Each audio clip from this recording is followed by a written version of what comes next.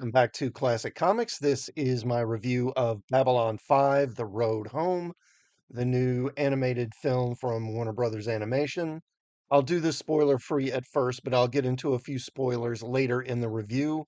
I'll let you know when the spoilers are coming. So, this animated film takes place a few weeks after the events of Objects in Motion, the 21st episode of season 5. It begins with Sheridan and Delenn parting Babylon 5 to take up residence on Minbar, where the headquarters of the Interstellar Alliance is located. As was shown in the trailer for this movie, Sheridan is involved in an accident that causes him to become, quote, unstuck in time, unquote, again. And he begins moving randomly through different time periods and eventually even into alternate universes. I won't get into details on the different time periods he visits, but the gist of the plot is that Sheridan is trying to find his way back to his proper timeline, although there is a little more to it than just that. One thing I'm relieved to say is that there's no hint of trying to appeal to, quote, modern audiences or pushing the message. At least, not much. I mean, there is a little bit. I'll get into that later. It feels very much like the Babylon 5 we've always known. Plot driven drama with some nice character arcs and a bit of philosophy mixed in with some sci fi adventure. This was written by J. Michael Straczynski, so there's no moments when you feel like the characters aren't behaving or reacting as they should. It even has JMS's patented stilted humor, where he has characters tell jokes or make comments that really aren't that funny. He's never been very strong when it comes to writing humor, in my opinion. The performances are fine for the most part. Bruce Boxleitner as Sheridan is really the only big character in the story. Everyone else is pretty much a minor character. Bruce Boxleitner gives a solid performance as Sheridan, although there are a few points where his voice seems noticeably older than what Sheridan is supposed to be at this point. The other returning actors are all fine in their various parts. They're very comfortable playing them. One thing that stood out to me is Claudia Christian as Susan Ivanova. Her voice just doesn't sound the same to me. I was actually questioning if it was actually her voicing the character in this movie, but it's her name in the credits, so yeah, I guess it is. Conversely, Anthony Hansen, who does the voice of Garibaldi for this film, sounds so much like Jerry Doyle that it was surprising to me. And even though Zathras is voiced by actor Paul Guyette instead of Tim Choate, the original actor, he sounds very much like Zathras. Now, bear in mind that I'm talking about Zathras, not Zathras, or even Zathras, for that matter. Guyette also voices Jeffrey Sinclair, and he does a fine job in that role as well. The animation is okay. It's not particularly impressive, but it gets the job done. I felt that the characters could have had a little more detail in their faces. There's some scenes where it feels like certain characters' faces are just kind of blank instead of conveying a lot of emotion. But that may be just that I'm expecting too much from the animation because I'm used to seeing these characters in live action, right? Now, one disappointment is that Christopher Franke doesn't do the music for this film. As a result, the music score is different from what we're accustomed to for Babylon 5. Again, it's not bad, but it does make it feel a bit like it's not quite of the same piece as all the other B5 movies. Overall, though, The Road Home is an enjoyable story. It doesn't blow you away or anything, or really, honestly, it doesn't advance the lore or overall story of B5 in any big way.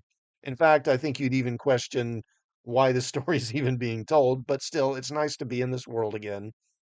And it's a welcome relief to watch something that doesn't feel like it's being deconstructed in some way. If you're a fan of the original show, you're definitely going to enjoy The Road Home. Now, at this point, I'm going to get into a few spoilery things. All right. So, like I said previously, it doesn't feel like it's been made for, quote, modern audiences, i.e., it doesn't feel like it's woke. However, there are a couple of little things. At one point, Sheridan, in one of his little time jumps, he actually appears in Lockley's bedroom. And fortunately, he appears like back in his own time. It's actually just right around the time when he's supposed to come back but he comes back to Babylon 5 instead of reappearing on Minbar. And he tells Lockley, look, we need to get a shuttle and get down to Epsilon 5 and talk to Zathras because Sheridan, he needs a time stabilizer, right? And Lockley, it's the middle of the night, so Lockley was in bed when he popped in, and she's like, "Can I get dressed?" And then suddenly Sheridan's all awkward and like, "Oh my gosh, oh yes, I'm so sorry. I'm sorry, I'll go right now." And then he just sort of backs out of the room, but he backs into a closet and like trips over some stuff and hurts himself, and then it cuts to Lockley who just kind of sighs and is like, God, what an idiot. And it just felt very much another example of, oh, let's turn the male hero into a buffoon and make him look foolish, while the female characters just roll their eyes at him. Now, it's only 30 seconds or so, maybe not even that, out of the whole movie. So it's not like it's a big deal, but it's definitely jarring because they generally, it's not like they ever portrayed Sheridan as a clown on the original show, but there is this moment where they seem to do that. And then there's a similar scene at one of the very first jumps that Sheridan makes after his accident happens is that he appears in a classroom where Dr. Franklin is teaching like alien physiology to some medical students. And at one point you see a couple of shots of the classroom and it's like one white woman and then everyone else is like not white. There's like no white guy anywhere in this room. Again, it's just a few seconds and it's not a big deal, but it's there. But it doesn't ruin the movie for me or anything. But yeah, I couldn't help noticing that. Another thing is, of course, you've probably heard about the reboot that they had announced some time back.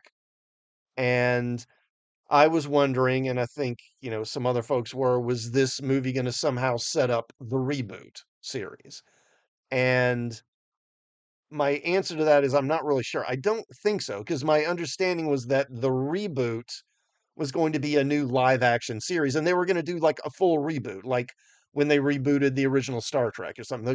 It's going to be a whole new show with new actors in the roles and everything. In the movie, the final sort of alternate reality that Sheridan visits, when he gets there, he discovers that in this timeline, and he gets there somewhere probably in 2260. I mean, they don't say specifically, but they say that the Sheridan of that universe, he's in his second year as commander of Babylon 5. Now, assuming he took over at the same point roughly that Sheridan did in the original series, that would mean in 2260, like late 2260, right? But when the older Sheridan talks to them and he mentions the Shadow War, they don't have any idea what he's talking about. They're like, the Shadows, like who? Well, what's that? They don't know about Zaha Doom, and they don't even know about Zathras or the Great Machine or any of that. And we find out that in this timeline, IPX, which of course is the company that sent the Icarus to Zaha Doom, and they're the ones who wound up awakening the Shadows, they went out of business in this timeline, so they don't exist. And so I guess the Icarus mission never happened. So the Shadows have not been awakened, at least up to that point. And also that's another thing is there is a part of the movie where Sheridan jumps through time and he appears on Zaha Doom while the Icarus mission is taking place. And of course, when he sees them and he knows what's going to happen, so he runs to them and he tries to warn them to, you got to evacuate this planet. It's not safe, blah, blah, blah. And they ask, who are you? And he just sort of waves them off and is like, it doesn't matter. It's too dangerous. You got to leave. And I'm thinking, okay, his wife, Anna, is part of this team. So why doesn't he just say, I'm Anna Sheridan's husband? That would probably get their attention a lot quicker than him just saying, it doesn't matter who I am. And that's the odd thing is that he's there on Zahadoom at the same time his wife is. She's like there too, and yet the fact that his wife is there is never mentioned, her name's never mentioned, it never comes up. And it's just odd that they just sort of gloss over that and don't ever make any mention of it. Again, not a big deal, but kind of puzzling. But anyway, after the whole time travel plot line is resolved, we get a denouement, right? A sort of epilogue that is back on this other Babylon 5 where the Shadow War never happened, right? And we see Sheridan, and he's telling someone about the whole encounter they had with this other Sheridan. And it turns out that it's Delenn he's talking to. And of course, this Delenn in this universe, she's still fully Minbari. She never changed, right? But anyway, then we get shots of some of the other people on Babylon 5. We see Londo and Jakar bickering. We see Lita and Lanier having a discussion. Then it goes to the command deck, and we see Ivanova, and she announces the shuttle bays are open again. Babylon 5's open for business. And then she says, and we're here to stay. And then you see a shot of her through the observation port, and then it ends. And it feels very much like the beginning of something. It feels very much like they're setting up something else, like it's the end of a pilot episode or something. So I don't know. Maybe they're going to do other animated stuff, maybe in that timeline. I don't know. I'm honestly a bit confused about it. But anyway, I'm going to go ahead and stop there because I've been going a little long. Please do like this video before you leave and sub to the channel and check out some of my other videos while you're here. And also, if you've seen Babylon 5, The Road Home, let me know what you thought of it. Did you like it? You think it's a good sequel? And I will see you all next time. Thanks for watching.